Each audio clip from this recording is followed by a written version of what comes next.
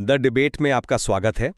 आज हम एक बहुत पुरानी और जानी-मानी भारतीय कहानी पर बात कर रहे हैं, अंधे आदमी और हाथी। और ये चर्चा जाहिर है उस स्रोत सामग्री पर आधारित है जिसमें ये कहानी मिलती है। तो आज का जो बड़ा सवाल है वो ये है, क्या ये कहानी सच के सत्य के अलग-अलग पहलुओं को, जिसे हम अनेकांतवाद भी कहते हैं, सही ढंग से सामने रखती है? और क्या ये हमें सहनशील बनना सिखाती है? या फिर कहीं ये कहानी इस खतरे की तरफ तो इशारा नहीं करती कि हम पूरी सच्चाई को खोजने के बजाय बस अधूरे नजरियों को ही सच मानकर बैठ जाएं? मेरा मानना है कि कहानी का सार यही है कि भाई सच जटिल होता है और अलग-अलग नजरियों की भी अपनी जगह अहमियत होती है। और मेरा नजरिया थोड़ा अलग रहेगा। हाँ, कहानी ये तो दिखाती है कि हमारा देखने का, समझने का दायरा कितना सीमित हो सकता है, बिल्कुल। पर साथ ही मुझे लगता है ये अधूरे ज्ञान की जो कमियां हैं उन पर भी रोशनी डालती है। और ये जो सोच है ना कि सब अपनी जगह सही है, ये कहीं ना कहीं पूरी सच्चाई जानने की हमारी जो कोशिश है उसको शायद थोड़ा कमजोर कर सकती है। तो कहानी तो हम सबको पता ही है। मोटे मोटे तौर पे 6 अंधे व्यक्ति हैं, एक हाथी को छूकर जानने की कोशिश कर रहे हैं।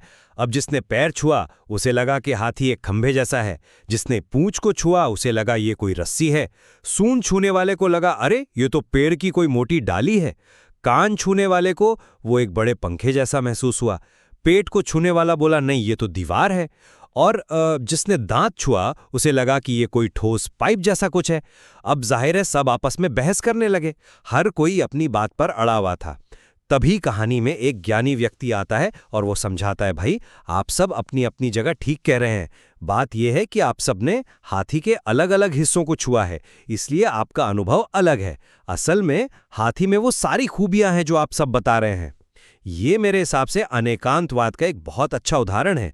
ये जैन दर्शन का वो सिद्धांत है जो कहता है कि भाई सत्य के कई पहलू होते हैं और एक ही नजरिए से उसे पूरी तरह नहीं समझा जा सकता। और कहानी का जो सबक है, शायद आपके पास अपने कारण है, वो हमें दूसरों के नजरियों के प्रति सहनशीलता और एक तरह का तालमेल रखना सिखाता है। हाँ, कहानी सीमित नजरियों को तो दिखाती है, इसमें तो कोई शक नहीं है। पर वो जो ज्ञानी व्यक्ति का निष्कर्ष है कि आप सभी सही हैं, क्या ये बात को थोड़ा ज्यादा सरल नहीं बना देता? क्योंकि हर आदमी का जो अनुभव था वो तो हाथी की असलियत का एक अधूरा हिस्सा ही था ना, पूरा सच तो किसी के पास नहीं था। तो मुझे लगता है कि ये जो नतीजा है वो इस बात पर काफी जोर नहीं देता कि हमें पूरी सच्चाई यानी हाथी पूरा का पूरा कैसा है उसे समझने की जरूरत है। कहीं ऐसा तो नहीं कि सिर्फ अलग अलग अधूरे नजरियों को सही मान लेने से हमें गहरी छानबीन और उन सभी हिस्सों को जोड़कर पूरी तस्वीर बनाने की जो कोशिश होनी चाहिए उससे कहीं पीछे हट जाते हैं। मैं समझ रहा हूं आप क्या कह रही हैं, लेकिन मुझे लगता है कि कहानी का असली मकसद ये नहीं है कि हर अधूरी बात को पूरा सच मान लिया जाए, बल्कि ये सिखाना है कि अलग-अलग नजरियों के लिए दिल में जगह रखें। जैसा कहानी में कहा गया, इस तरह हम बहस में नहीं पड़ते। ये मानना कि दूसरे के अनुभव में भी सच्चाई का कोई अंश हो सकता है, ये आपसी मेलजोल के लिए, सद्भाव के लिए बहुत जरूरी है। और यही तो अनेकांतवाद है, ये मानना कि सच के कई पहलू हो सकते हैं। ये रिलेटिविज्म नहीं है, मतलब ये नहीं कि कोई सच है ही नहीं। ज्ञानी व्यक्ति ने यही तो दिखाया कि हर नजरिए में कुछ न कुछ सच्चाई थी और सबको मिलाकर ही हाथी की पूरी तस्वीर बनती है। लेकिन इसी बात पर मेरा थोड़ा अलग नजरिया है। देखिए, अधूरे सच को पूरा सच मान लेना वो खतरनाक भी हो सकता है। सिर्फ इसलिए कि झगड़ा न हो, हम अधूरे विचारों को मान लें, ये ज्ञान पाने का, सच जानने का आखिरी पड़ाव तो नहीं होना चाहिए ना। आप देखिए, ज्ञानी व्यक्ति ने खुद क्या किया। उसने सिर्फ ये नहीं कहा कि सब अपनी अपनी जगह सही हैं, उसने उन सब हिस्सों को जोड़कर एक पूरी मुकम्मल तस्वीर सामने रखी। तो उसकी भूमिका तो यही दिखाती है ना कि एक पूरी समझ तक पहुंचना मुमकिन भी है और जरूरी भी है। सिर्फ अपने हिस्से का सच पकड़कर बैठ जाना वो तो अधूरापन है। क्या ये कहानी अनजाने में हमें पूरी सच्चाई की खोज के बजाय आपसी आराम को, कॉन्फ्लिक्ट अवॉइडेंस को ज्यादा अहमियत देना नहीं सिखा रही? से एक सुलह कराने वाले की थी, एक मीडिएटर की। उसने वो झगड़ा सुलझाया, पूछा ना मामला क्या है, और फिर समझाया कि क्यों सबका अनुभव अलग था, क्योंकि उनका संपर्क सीमित था, लेकिन फिर भी उनके अपने नजरिए में सच्चाई थी। उसने कहा हाथी में वे सभी विशेषताएं हैं जो आप सबने कहीं। उसने दिखाया कि अलग-अलग अनुभव भी अपनी जगह सही हो सकते हैं उस सीमित दायरे में। यहाँ मेरा मतभेद है। वो सिर्फ सुलह कराने वाला नहीं था, वो था जिसके पास पूरी तस्वीर थी, जो उन अंधे व्यक्तियों के पास नहीं थी।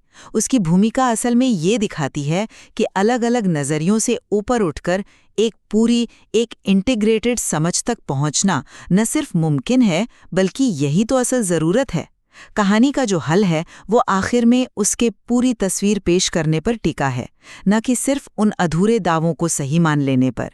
मेरे हिसाब से तो वो जो पूरी समझ है वही असली मंजिल होनी चाहिए। तो आखिर में मैं यही कहूँगा कि ये कहानी हमें एक बहुत कीमती सबक सिखाती है कि हमारा अपना नज़रिया सीमित हो सकता है और दूसरों के नज़रिए में भी सच्चाई का हिस्सा हो सकता है।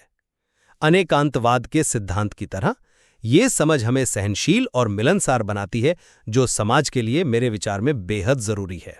और मैं ये कहूँगी कि हाँ, अलग अलग नज़रियों का सम्मान करना बिल्कुल ज़रूरी है, लेकिन हमें अधूरे ज्ञान को ही पूरा सच मानने की गलती से बचना चाहिए। ये कहानी हमें सिर्फ सहनशीलता पर ही नहीं, बल्कि हमारे सीमित नज़रियों के जो हदें हैं उन पर और एक ज़्यादा मुकम्मल, एक पूरी समझ को लगातार खोजते रहने की अहमियत पर भी सोचने को मजबूर करती है, ठीक वैसे ही जैसे उस ज्ञानी व्यक्ति ने आखिर में करके दिखाया। ये तो साफ है कि ये सीधी सादी सी दिखने वाली कहानी के मायने काफी गहरे हो सकते हैं। बिल्कुल, और ये हमें सच्चाई, नज़रिया और समझ की जो प्रकृति है उसके बारे में गहराई से सोचने का एक अच्छा मौका देती है। और बेशक स्रोत सामग्री में और भी कई पहलू होंगे जिन पर आगे गौर किया जा सकता है।